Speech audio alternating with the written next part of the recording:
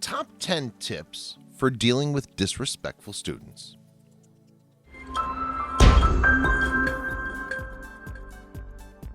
Hello my friends, I'm Scott Leffler from Goosebumps.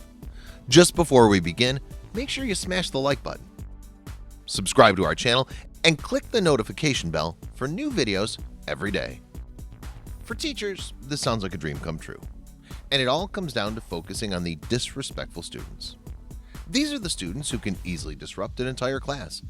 However, with the right teaching, tips, and tricks, you can help the most difficult students and get back on track with teaching.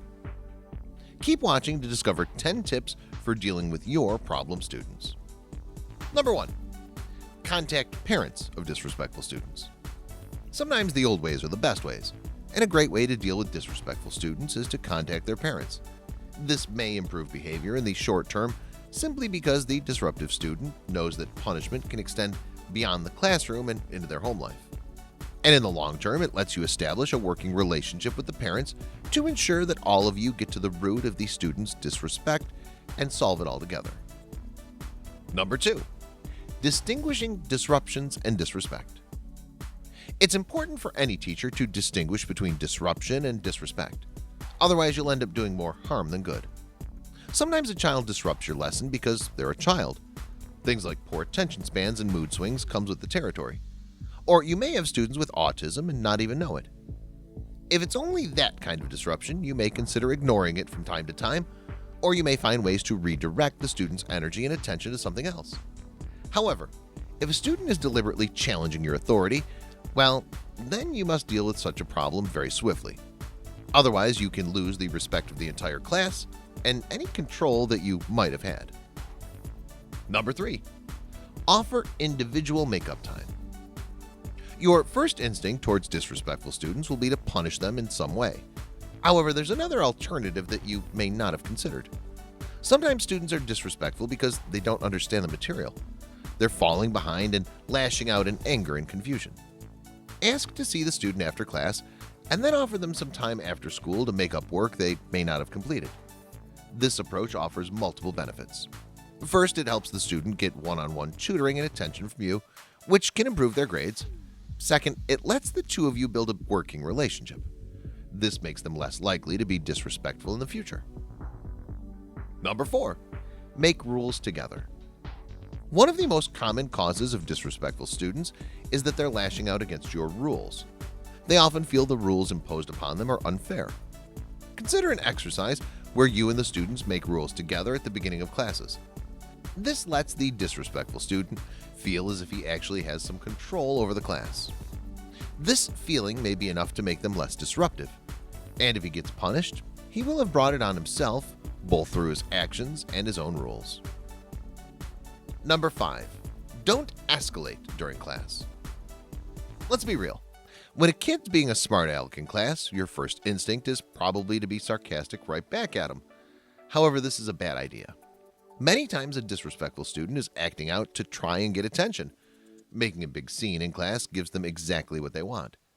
This is basically why See Me After Class was invented. It lets you address the issue without an audience, which is more effective on every level. Number 6. Steer them towards extracurriculars. Sometimes kids act up in class because they're bored. Other times they do so because they have too much energy on their hands. In each case, the student would benefit from some extracurricular activities. Try to steer the troubled student towards clubs or activities you think they'd like. With any luck, they'll channel their enthusiasm and energy into the new project, and they'll be grateful you helped them discover something new. Number 7.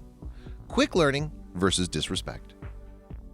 As mentioned above, the disrespectful students are sometimes simply bored, and they may be bored because they're quick learners and don't want to wait for others to catch up.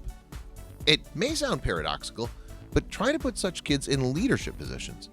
Make them group or project leaders, call on them to read, and so on. They'll enjoy showing off and feeling in control, and you'll enjoy a quiet class. Number 8. Follow up ASAP. We've discussed how it's important not to escalate things in the middle of class. However, it's still important that you address disrespectful behavior as soon as possible.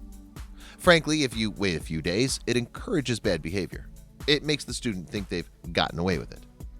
To top it off, student attention span isn't always great. Wait a few days and they may feel you're punishing them for no good reason. Number 9. Offer more hands-on activities. Many times, disrespectful and disruptive students are what we call kinesthetic learners. These are the ones who learn most from hands-on activities. Unfortunately, most school lessons benefit visual and auditory learners. This leaves kinesthetic learners feeling excluded and annoyed. Try to add more hands-on activities to your classes, such as e-learning activities. You'll be surprised at how many problems students suddenly come to life with enthusiasm. Number 10. Keep up with their attention span.